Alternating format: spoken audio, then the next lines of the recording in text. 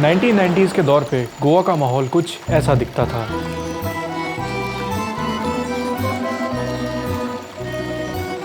Beaches पे हर तरफ विदेशी लोग दिखाई देते थे, जिनमें से ज्यादातर रशियंस हुआ करते थे। इवन वहाँ उनके नाम का एक बीच भी था। बीचेस के लिए गोवा दुनिया भर से आने वाले टूरिस्ट की पहली पसंद था। वो यहाँ काफी टाइम स्पेंड किया करते थे और इवन लोकल फेस्टिवल्स में भी पार्टिसिपेट करते थे।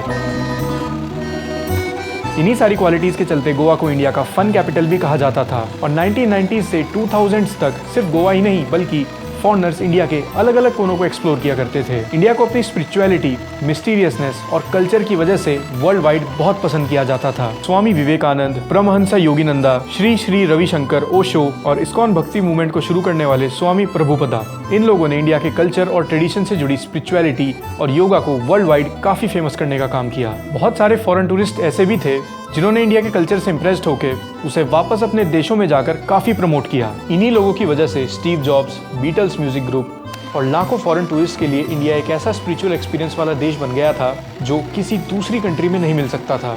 दुनिया भर में इंडियन कल्चर को काफी रिस्पेक्ट मिला करती थी और लोग इस कल्चर से जुड़ना चाहते थे, इसको एक्सपीरियंस करना चाहते थे। लेकिन जब हम पास्ट से लौटकर आज की सिचुएशन पर नजर डालते हैं तो ये बिलीव करना मुश्किल हो जाता है कि किसी समय पर इंडिया की इतनी रिस्पेक्ट रही होगी। जब हम इंडिया की नेगेटिव इमेज के ऊपर बात करते हैं तो अक्सर सारा ब्लेम वेस्टर्न मीडिया के ऊपर डाला जाता है कि इन्होंने इंडिया को गलत तरीके से पोर्ट्रे किया, जिसकी वजह से इंडिया ग्लोबली सबसे हेटेड कंट्रीज में से एक बन गया।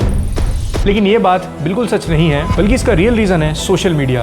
पिछले कुछ टाइम से सोशल मीडिया पे कुछ ऐसे कंसर्न्स हाईलाइट हुए हैं जिन्होंने हमें सोचने पे मजबूर कर दिया है। इनमें अनहाइजीनिक स्ट्रीट फूड वीडियोस हैं, फॉरेन टूरिस्ट के साथ इंडियंस के खराब बिहेवियर की क्लिप्स भी काफी वायरल हुई। नमस्ते। क्या नमस्कार, ये क्या है? Hello, could you please let go of my hand? Sir, stop. Sir, Jesus Christ, let go of my hand, man. Whoa. जहाँ एक ऑटो रिक्शा ड्राइवर एक फॉरेन लेडी को बार बार इनअप्रोप्रिएटली टच कर रहा है, वो भी उसके हस्बैंड के सामने। I like so much. एक ऐसा सिमिलर सा ही इंसिडेंट मिथिलेश के साथ भी हुआ। मिथिलेश एक इंडियन है who is married to a Russian woman. वो अपनी वाइफ के साथ उदयपुर में घूम रहे थे तो उन्हें देख के एक लड़का 6000 कमेंट करने लगा, which is a very common stereotype for Russian women in India. तो क्या बोला? सुना मैंने 6000 आया ना जा रहा। कभी ये इंसिडेंट स्पेन के टूरिस्ट के साथ हुआ। In a horrific incident, a Spanish woman was allegedly gang raped by 7 men in Jharkhand's Dumka district. ये इंसिडेंट्स ब्रिटिश टूरिस्ट के साथ, इजराइल टूरिस्ट के साथ गैंग रेप। इंडिया की सड़कों पे कोई फॉरेन लेडी चलती दिख जाए तो लोग उसे ऐसे घूरते हैं जैसे एलियन देख लिया हो। बिना परमिशन के उसके साथ सेल्फीज लेने लगते हैं। Sorry, no. Can we go? कुछ I'm भी। not supposed to pay money. ये सारी ही एक्टिविटीज मोलेस्टेशन की कैटेगरी में आती हैं और इन्हीं न्यूज के बेसिस पर वेस्टर्न मीडिया ने इंडिया को एकदम अनसेफ डिक्लेयर कर दिया है, वो भी अपने ग्लोबल प्लेटफॉर्म के ऊपर। हमारे देश में लोगों की तादाद बहुत ज्यादा है और ये सिर्फ अपनी कंट्री के अंदर ही नहीं बल्कि यहाँ से बाहर जाकर भी इसी तरीके का बिहेवियर दिखाते हैं। जैसे ये वीडियो पता है थाईलैंड का है, जिसमें कुछ इंडियंस बोर्ड लेकर खड़े हैं और इंडियन टूरिस्ट से रिक्वेस्ट कर रहे हैं कि मेन रोड पर मत चलो, प्लीज फुटपाथ से वॉक करो। ये दिख रहा है आपको, पढ़े लिखे है ना, फुटपाथ पे चलिए। इंडियंस की सिविक सेंस दिखाते हुए एक दूसरा वीडियो भी वायरल हुआ था जिसमें एक इंडियन रेजिडेंट पताया के बीच पे यूरिनेट कर रहा था, जिसपे थाईलैंड के लोकल्स ने काफी गुस्सा भी किया। एंड दिस, आपने ये चेहरा सोशल मीडिया पे जरूर देखा होगा। अगर आप इसे नहीं जानते तो ये टर्की ट्रैवल करने गया था और एक टर्किश वुमेन पे बहुत गंदे कमेंट्स पास कर रहा था। माल है, देख रहे हो ना यार, आप कमाल की माल हो। कसम से ना दबाने का मैं ना पति कैसे सबर कर रहा हूँ मैं बता नहीं सकता हूँ। मेरा दिल कर रहा है ना ऐसे अपने हाथ में पकड़े करूँ क्या है। इंडियंस के इस खराब बिहेवियर और लैक ऑफ सिविक सेंस ने इंडिया की टूरिज्म इंडस्ट्री को पूरी तरीके से डिस्ट्रॉय करके रख दिया है। इंडियन टूरिस्ट के डिक्लाइन की ये स्टोरी लोगों के सामने इस ट्वीट के बाद आई। 30 सितंबर 2024 को दीपिका नारायण भारद्वाज ने ट्वीट किया जिसमें लिखा था कि Goa is empty on new year. New year पे गोवा का खाली होना बहुत ही स्ट्रेंज बात थी, क्योंकि इंडिया के अंदर न्यू ईयर सेलिब्रेट करने के लिए गोवा एक हॉटस्पॉट डेस्टिनेशन है। उसके कुछ दिन बाद हमने अपनी गोवा विजिट में भी सेम चीज नोटिस की। इवन गोवा की सबसे वाइब्रेंट स्ट्रीट टीटोज लेन भी बिल्कुल खाली थी और बागा बीच, जिसपे सबसे ज्यादा क्राउड होना चाहिए, उस बीच पर भी लोग देखने के लिए नहीं मिल रहे थे। ये हालत देख के सच में लगा कि गोवा के लिए ये एक वेक अप कॉल है और इवन पूरे इंडिया के लिए भी। यंगस्टर्स के लिए इंडिया में सबसे मेन स्ट्रीम जगह थी गोवा। ये एक कोस्टल सिटी है, वहाँ अल्कोहल के प्राइसेस कम हैं, लेकिन उसके बावजूद लोगों ने गोवा छोड़ के थाईलैंड में कराबी, फुके और श्रीलंका जाना शुरू कर दिया, क्योंकि गोवा के कंपैरिजन में इन सिटीज में बेटर क्लब्स और बेटर नाइट लाइफ, वो भी विदाउट एनी डर्टी पॉलिटिक्स। जैसे बाली में फिंच बीच क्लब और सवाया बहुत फेमस है, जहाँ लोग एंट्री के लिए 20,000 रुपए पे करते हैं। ये पार्टीज भी बाली में टूरिज्म को अट्रैक्ट करने का काम करती हैं। हमारा एक फेस्टिवल है होली, जिसपे साल में सबसे ज्यादा बदतमीजी की जाती है और जो फॉरेन टूरिस्ट आ जाए उनके साथ भी। अब इंडिया और साउथ ईस्ट एशियन कंट्रीज का कल्चर काफ़ी हद तक मैच करता है। तो थाईलैंड में भी एक होली जैसा फेस्टिवल है सोंगक्रान। होली की तरह इस फेस्टिवल पर भी लोग एक दूसरे के ऊपर पानी फेंकते हैं, रंग लगाते हैं, लेकिन फर्क इतना है कि थाईलैंड ने इस फेस्टिवल को ग्लोबलाइज कर दिया। लोग दुनिया के अलग अलग कोने से थाईलैंड में सोंगक्रान सेलिब्रेट करने के लिए आते हैं। सोंगक्रान वीक के अंदर थाईलैंड में सिर्फ एक हफ्ते के अंदर 6.5 लाख टूरिस्ट पहुंचे और सोंगक्रान वीक में थाईलैंड ने सिर्फ टूरिज्म के जरिए 18,000 करोड़ रुपए जनरेट किए। होली को ग्लोबलाइज या कमर्शियलाइज करने की तो बहुत दूर की बात है, लोगों ने खुद भी होली को सेलिब्रेट करना बंद कर दिया है। अगर हम ऐसी हरकतें करेंगे तो कौन सा फॉरेन टूरिस्ट इंडियन फेस्टिवल्स को सेलिब्रेट करने के लिए आएगा?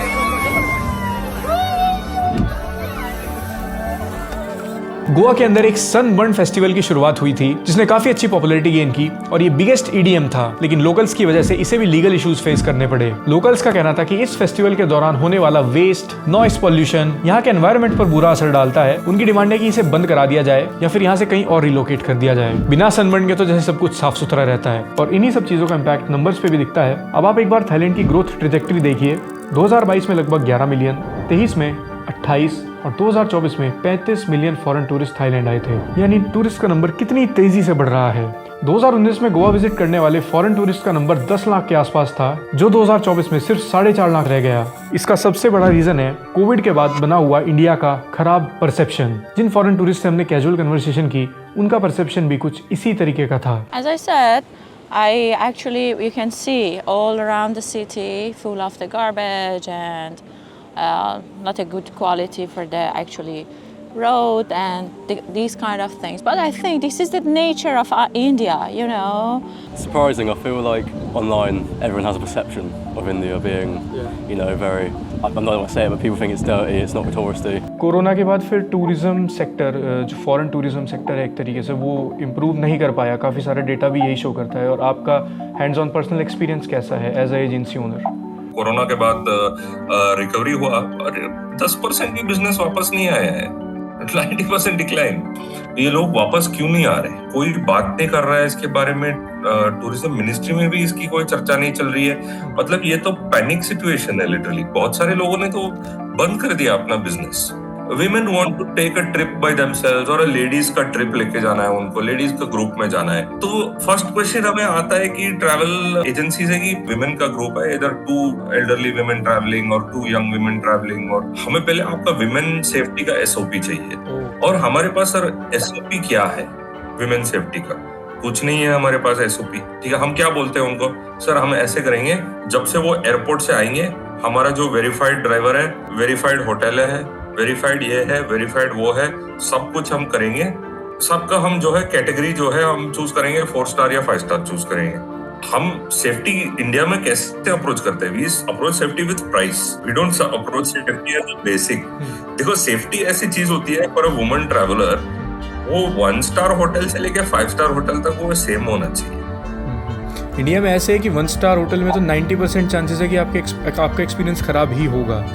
See, if you look at the 4-star and 5-star rates in India, on average they are 30 to 40% more expensive in Southeast Asia. और वो कंपेयर करते हैं आपका यहाँ क्यों इतना ज्यादा है? हम वो क्वेश्चंस आंसर नहीं कर पा रहे हैं। और बची कुची कसर पूरी कर दी हमारे लैक ऑफ इंफ्रास्ट्रक्चर ने। जब हम ग्राउंड रियलिटी देखते हैं तो रियलाइज होता है कि हम अभी भी स्टोन एज में हैं। इंडिया के अंदर जितने भी हिल स्टेशन हैं उनमें से maximum hill station British rule के अंडर बनाए गए थे, जैसे नैनीताल, मसूरी, शिमला, गुलमार्ग, ऊटी। और गोवा की पॉपुलैरिटी के पीछे पोर्तुगीज इन्फ्लुएंस का रोल रहा है। इन टूरिस्ट डेस्टिनेशंस और हिल स्टेशन के अलावा एक भी जगह ऐसी नहीं है जिनको इंडियन गवर्नमेंट ने अपने एफर्ट से डेवलप और प्रमोट किया हो। जैसे ताजमहल, जो इंडिया की सबसे पॉपुलर लोकेशंस में से एक है, वर्ल्ड के 7 वंडर्स में आता है और लाखों टूरिस्ट हर साल इसे विजिट करते हैं। इसकी ग्राउंड रियलिटी ऐसी है कि ताजमहल से 500 मीटर पहले तक आपको लगेगा ही नहीं कि यहाँ 7 वंडर ऑफ द वर्ल्ड में से कोई एक वंडर होगा। इसके आसपास दुनिया भर का अनप्लान्ड इंफ्रास्ट्रक्चर और कूड़ा मिलेगा। रिसेंटली एक पोलिश व्लॉगर ने ताजमहल से 100 मीटर दूर बह रही यमुना नदी की एक वीडियो शेयर की, जहाँ यमुना में बहुत सारी गंदगी थी और इसके आसपास बहुत सारा प्लास्टिक का ढेर जमा हो गया था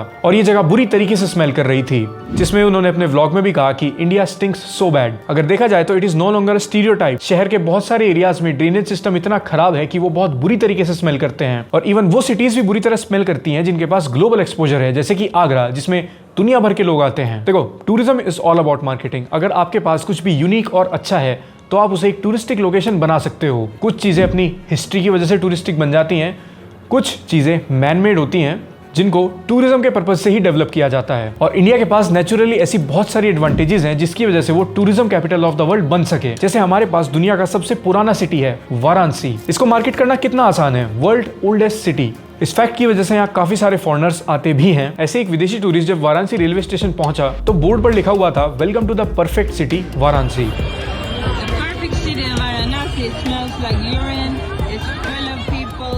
हम वाराणसी को इंडिया की स्पिरिचुअल कैपिटल की तरह प्रमोट कर रहे हैं, लेकिन इसकी ग्राउंड रियलिटी क्या है वो हम सबके सामने है। इंडिया की सबसे मेन टूरिस्टिक पब्लिक लोकेशंस के वेस्ट मैनेजमेंट का ये हाल है। इस चीज के लिए पब्लिक और गवर्नमेंट दोनों बराबर रिस्पॉन्सिबल हैं। गवर्नमेंट को टूरिस्टिक प्लेस को साफ करना जरूरी नहीं लगता और इंडिया की पब्लिक को नदी किनारे, रोड्स या पब्लिक प्लेसेस पर कचरा फेंकना बहुत नॉर्मल बात लगती है। लेकिन वेस्टर्न कंट्रीज में बिल्कुल भी नॉर्मल बात नहीं है।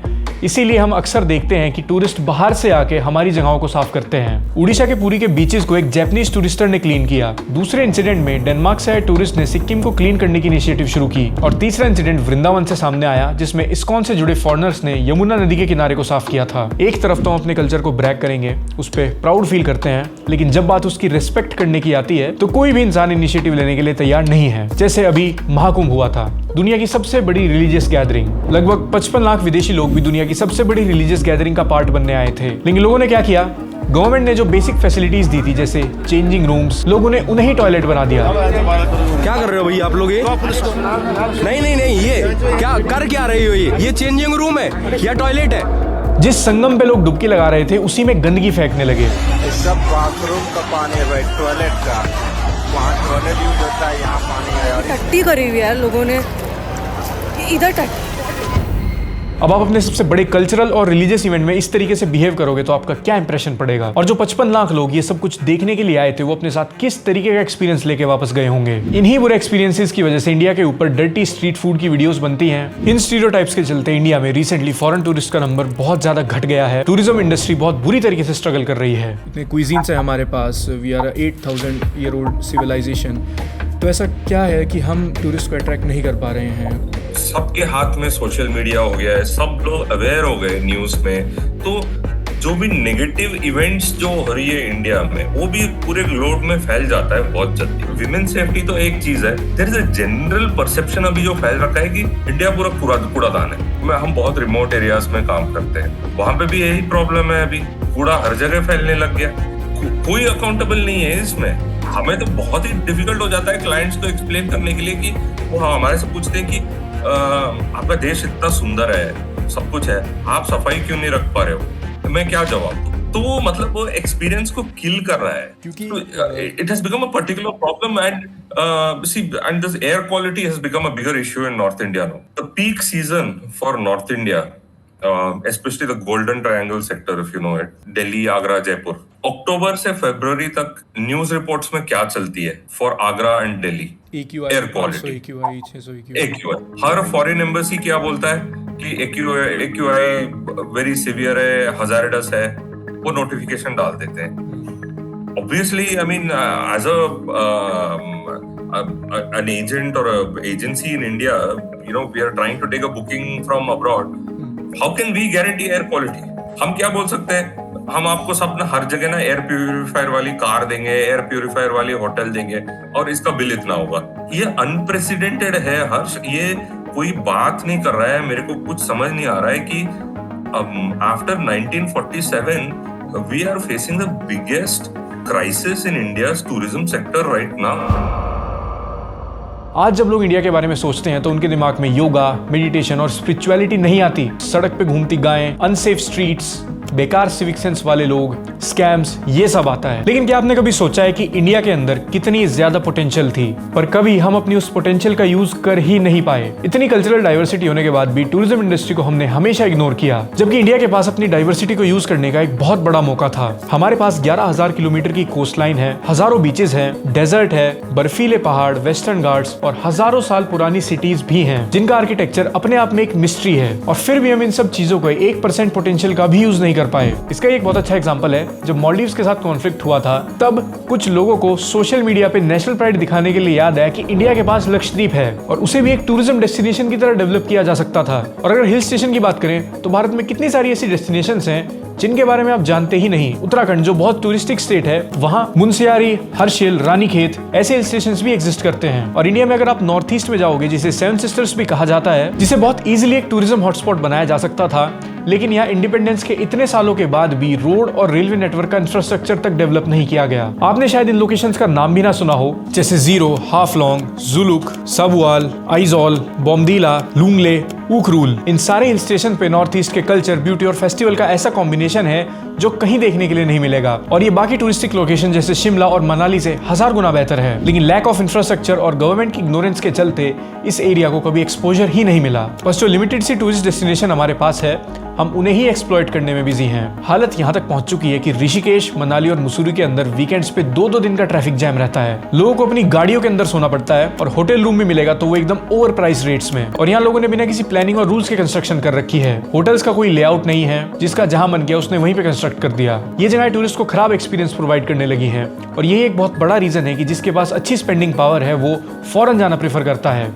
2025 की एक रिपोर्ट बताती है कि इस साल यूरोप ट्रैवल करने वाले टूरिस्ट में 19% का इंक्रीज है। इंडियंस फ्रांस, जर्मनी, स्विट्जरलैंड और इटली में जाना ज्यादा प्रेफर कर रहे हैं। जब भी हम लग्जरी ट्रैवलिंग की बात करते हैं तो हमारे दिमाग में यूरोप सबसे पहले आता है, क्योंकि यूरोप ने अपनी मैक्सिमम टूरिस्ट डेस्टिनेशन को एक यूनिक आइडेंटिटी के साथ प्रमोट किया है। जैसे स्विट्जरलैंड को हेवन ऑन अर्थ कह के प्रमोट किया गया और उन्होंने अपने म्यूजियम और पैलेसेस को आर्ट और हिस्ट्री से जोड़कर प्रमोट किया। इसके अलावा इंडियंस का जो यूरोप से ऑब्सेशन है, उसमें बॉलीवुड मूवीज का बहुत बड़ा हाथ है। जैसे 1970 से पहले तक बॉलीवुड की ज्यादातर मूवीज कश्मीर में शूट हुआ करती थी और उसके बाद कश्मीर में पॉलिटिकल इंस्टेबिलिटी बढ़ती गई और सभी डायरेक्टर्स और प्रोड्यूसर्स ने अपनी मूवी की शूटिंग को स्विट्जरलैंड शिफ्ट कर दिया। यश चोपड़ा ने अपनी मैक्सिमम मूवीज की शूटिंग स्विट्जरलैंड में की। जैसे डीडीएलजे ने स्विट्जरलैंड को लाखों इंडियंस के लिए उनका ड्रीम डेस्टिनेशन बना दिया था। यश चोपड़ा का वहां के टूरिज्म को प्रमोट करने में इतना इंपॉर्टेंट रोल रहा है कि 2016 में स्विट्जरलैंड की गवर्नमेंट ने वहां उनका एक स्टैचू भी बनवा दिया और कहा कि मिस्टर चोपड़ा ने साउथ एशियन टूरिस्ट की स्विट्जरलैंड आने की लेगेसी की शुरुआत की थी। यही सेम पैटर्न जिंदगी ना मिलेगी दोबारा मूवी के बाद भी रिपीट हुआ। उस मूवी के रिलीज के बाद स्पेन जाने वाले इंडियन टूरिस्ट के नंबर में 65% का इंक्रीज देखा गया। इसका इतना इंपैक्ट हुआ कि वहां के कॉलेजेस में मार्केटिंग, मैनेजमेंट और ब्रांडिंग को समझने के लिए इस मूवी की केस स्टडी भी पढ़ाई जाती है। और बॉलीवुड मूवी सिर्फ इंडिया में ही नहीं बल्कि अफ्रीका, अजरबैजान, टर्की और बाकी भी बहुत सारी कंट्रीज में देखी जाती है, जैसे रशिया। इनफैक्ट सोशल मीडिया भी हमारे लिए नेगेटिव साबित हुआ।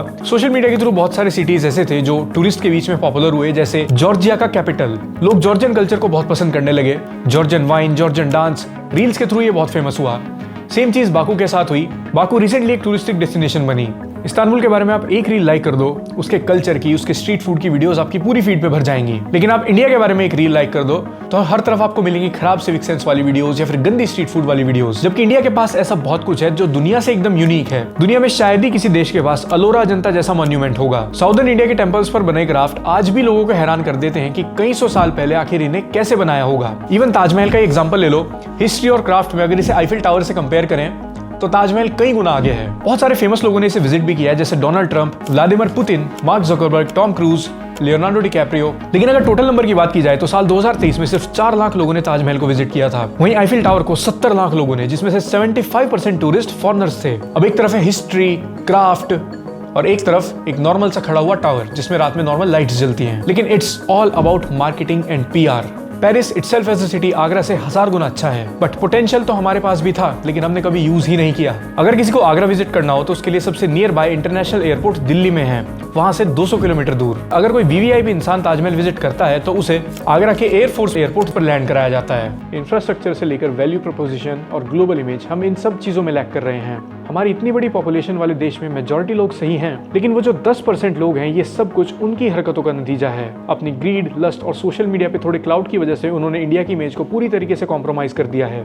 और इसमें उन लोगों का भी थोड़ा कंट्रीब्यूशन है जो इंडियंस बाहर के देशों में घूमने जाते हैं। उनमें से भी कुछ लोग तो इवन बेसिक रूल्स भी फॉलो नहीं करते। एज अ इंडियन अगर आप बाहर के देश में ट्रैवल करने जाते हैं तो हमेशा ये चीज ध्यान रखिए कि आप अपने पूरे कंट्री को रिप्रेजेंट करते हैं।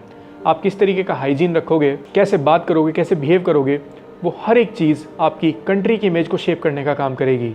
अगर कोई एक ही इंडियन कहीं जाके गंदगी करेगा या फिर मिसबिहेव करेगा तो वो पर्टिकुलर इंसिडेंट बहुत सारे लोगों के लिए स्टीरियोटाइप्स बनाने का काम करेगा। और इसी वजह से हम देख रहे हैं कि किस तरीके से पूरे वर्ल्ड में इंडियंस के खिलाफ रेसिज्म बढ़ते जा रहा है। रोज एक नई वीडियो या नया इंसिडेंट सामने आ जाता है जो इंडिया के खिलाफ हेट को और फ्यूल कर देता है। और ये चीज़ तभी रुकेगी जब हर एक इंडियन अपनी रिस्पॉन्सिबिलिटी लेगा। और जहाँ तक बात टूरिज्म सेक्टर की है, वहाँ पर गवर्नमेंट और लोगों के कलेक्टिव एफर्ट्स काम करेंगे। लेकिन एज ऑफ नाउ गवर्नमेंट कोई भी एफर्ट्स नहीं लगा रही है। गवर्नमेंट ग्लोबल इंडियन टूरिज्म को प्रमोट करने में बिल्कुल फेल रही है। कोविड के बाद जो इंटरनेशनल टूरिज्म का डिक्लाइन आया था उस चीज़ को कवर करने के लिए कोई स्टेप्स नहीं लिए गए और अभी भी टूरिज्म इंडस्ट्री के फ्यूचर को सिक्योर करने के लिए कोई इंटेंट नहीं दिखाया जा रहा है। तो ये इंडिया के लिए एक वेकअप कॉल है। गवर्नमेंट टूरिस्ट इंफ्रास्ट्रक्चर डेवलप करे, अपने प्रमोशन पे ध्यान दे, और दूसरी ड्यूटी लोगों की है जो इंडिया से बाहर ट्रैवल करते हैं वो खुद को अच्छे तरीके से कैरी करें, और जो फॉरेन टूरिस्ट इंडिया में आते हैं उनके साथ स्कैम्स या मोलेस्टेशन जैसी एक्टिविटी ना हो। Overall India has great potential, we are a great country, लेकिन हमारी रिप्रेजेंटेशन बिल्कुल गलत हो चुकी है और ये टाइम के साथ ख़राब होते जा रही है। तो खैर आज की इस वीडियो में इतना ही। अगर आपको हमारा वीडियो पसंद आया तो इस वीडियो को शेयर करना, चैनल को सब्सक्राइब करना। मेरे सोशल मीडिया हैंडल्स का लिंक आपको डिस्क्रिप्शन में मिल जाएगा। मिलेंगे अगले वीडियो में। Good bye.